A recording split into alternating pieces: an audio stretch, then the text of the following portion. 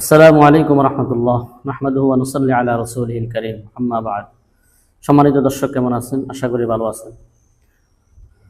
আমি আপনাদের সামনে জিলহজ মাসের প্রথম 10 দিনের ফজিলত সম্পর্কে আলোচনা করব। রাসূল সাল্লাল্লাহু আলাইহি সাল্লাম ইরশাদ করেন, মা মিন আইয়ামিন আহাব্বু ইলাল্লাহ আন ইউতাআব্বাদা লাহু ফিহা মিন আশরি যিল হজ ইয়াদিলু সিয়ামু কুল্লি ইয়াওমিন মিনহা বিসিয়ামি সানাহ ওয়া কিয়ামু কুল্লি লাইলাতিন মিনহা বিকিয়ামি লাইলাতিল কদর।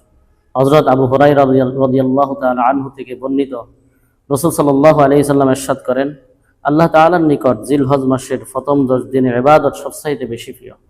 অন্যান্য দিনগুলোর তুলনায় এই জিলহজ মাসের প্রথম 10 দিনের ইবাদত আল্লাহর কাছে বেশি পছন্দনীয়।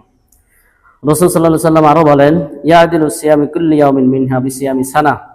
এই দিনগুলোর প্রত্যেকটা দিনের রোজা 1 বছর রোজার সমান। সুবহানাল্লাহ।